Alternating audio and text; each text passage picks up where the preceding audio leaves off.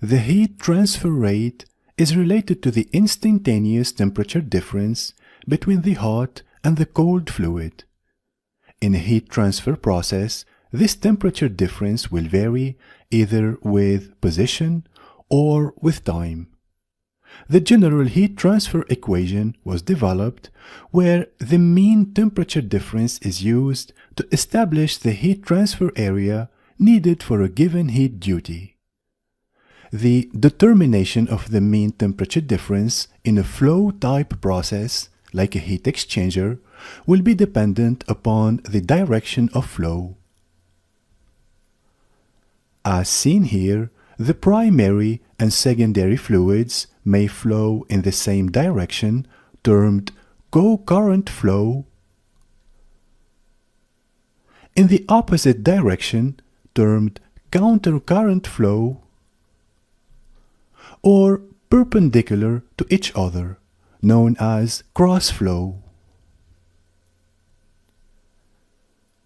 When saturated steam is used as the primary fluid, its temperature can be taken as a constant, because heat is transferred as a result of a change of phase only.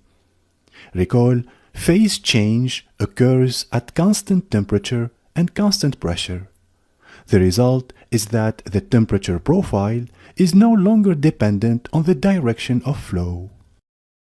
However, as the secondary fluid passes over the heat transfer surface, the highest rate of heat transfer occurs at the inlet and then progressively decays along its travel to the outlet. This is simply because the temperature difference between the steam and secondary fluid reduces with the rise in secondary temperature. The resulting temperature profile of the steam and secondary fluid is typically as shown in the following figure.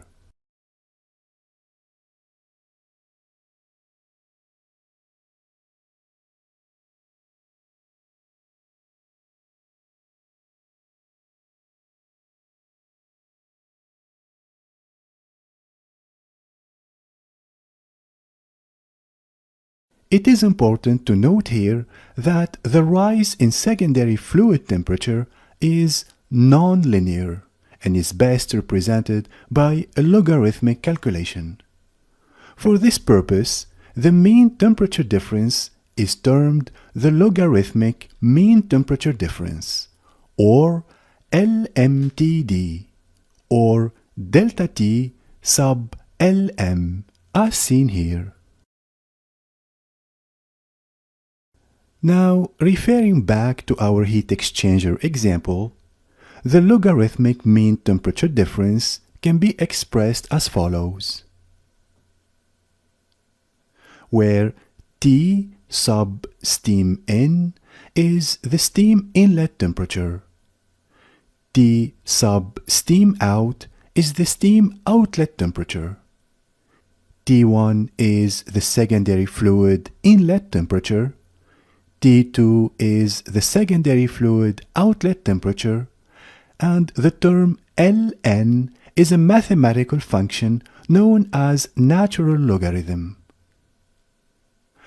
Now, it is important to note here that for steam, the temperature remains constant as it was discussed previously. We'll call this temperature Ts. As a result, this equation may be simplified to the following.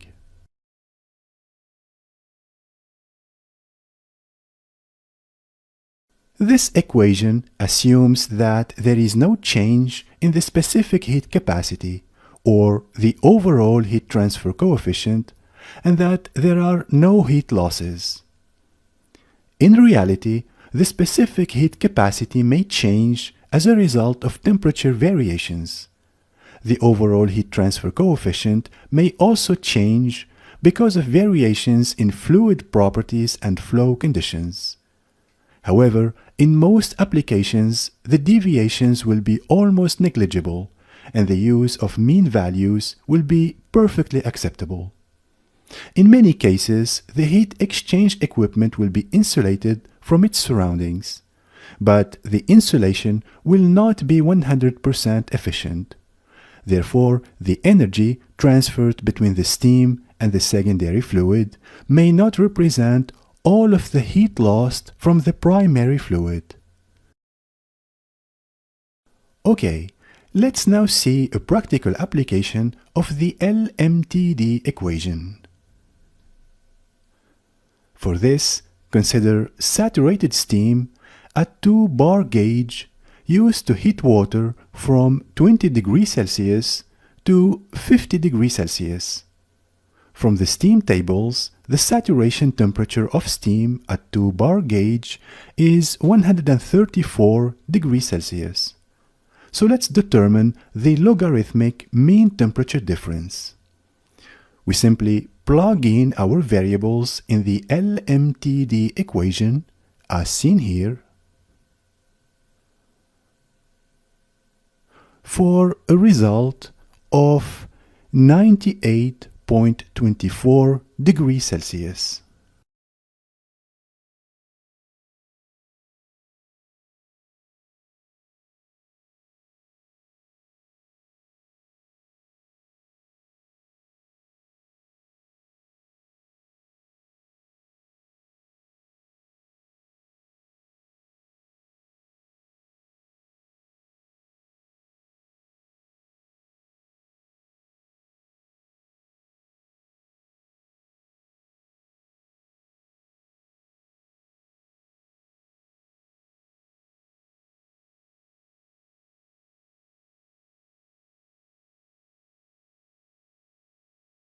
Now, the metal wall may not be the only barrier in a heat transfer process. There is likely to be a film of scale, condensate, and air on the steam side. On the product side, there may also be scale and a stagnant film of product.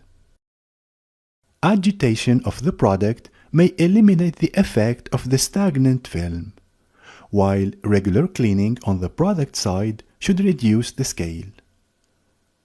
Regular cleaning of the surface on the steam side may also increase the rate of heat transfer by reducing the thickness of any layer of scale. However, this may not always be possible. This layer may also be reduced by careful attention to the correct operation of the boiler and the removal of water droplets carrying impurities from the boiler. However, the elimination of the condensate film is not quite as simple. As the steam condenses to give up its enthalpy of evaporation, droplets of water may form on the heat transfer surface. These may then merge together to form a continuous film of condensate. This film may be between 100 and 150 times more resistant to heat transfer than a steel heating surface, and up to 600 times more resistant than copper. Now, if the droplets of water on the heat transfer surface do not merge immediately, and no continuous condensate film is formed, then dropwise condensation occurs. The heat transfer rates which can be achieved during dropwise condensation are in general much higher than those achieved during film-wise condensation. As a larger proportion of the heat transfer surface is exposed during dropwise condensation, heat transfer coefficients may be up to 10 times greater than those for film-wise condensation. In the design of heat exchangers where dropwise condensation is promoted, the thermal resistance it produces is often negligible in comparison to other heat transfer barriers. However, maintaining the appropriate conditions for dropwise condensation have proved to be very difficult to achieve. If the surface is coated with a substance that inhibits wetting, it may be possible to maintain dropwise condensation for a certain period of time. For this purpose, a range of surface coatings such as PTFE and an assortment of waxes and fatty acids are sometimes applied to surfaces in a heat exchanger on which condensation is to be promoted. However, these coatings will gradually lose their effectiveness due to processes such as oxidation or fouling, and when this happens, film condensation will eventually predominate. Lastly, as air is such a good insulator, it provides even more resistance to heat transfer. Air may be up to 2000 times more resistant to heat flow than steel, and up to 15,000 more resistant than copper. This means that a film of air only 0.025 mm thick may resist as much heat transfer as a wall of copper 400 mm thick. Of course, all of these comparative relationships depend on the temperature profiles across each layer, which we will cover next.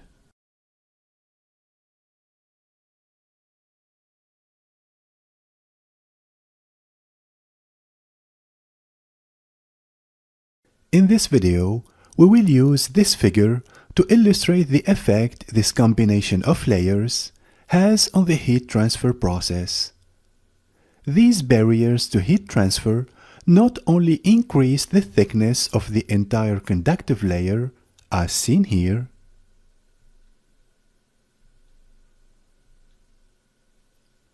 but also greatly reduce the mean thermal conductivity of the layer. The more resistant the layer to heat flow, the larger the temperature gradient is likely to be. In this example, and for the purpose of illustration, we consider saturated steam at 1 bar gauge, so with a saturation temperature of 120 degrees Celsius. The following shows the temperature gradients across the various heat transfer layers.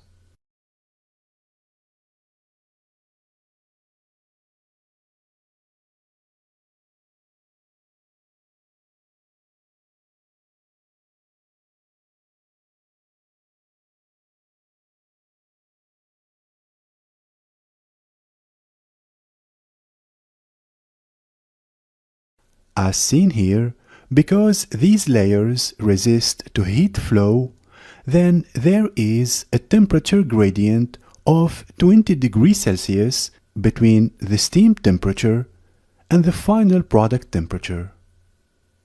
This means that to achieve the same desired product temperature, in this example 120 degrees Celsius, the steam temperature and thus pressure may need to be significantly higher.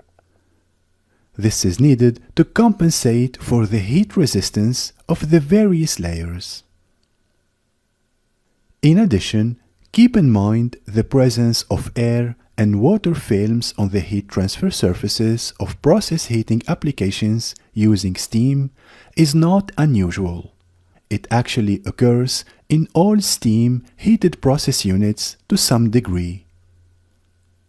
To achieve the desired product output and minimize the cost of process steam operations, a high heating performance may be maintained by reducing the thickness of the films on the condensing surface, as highlighted here.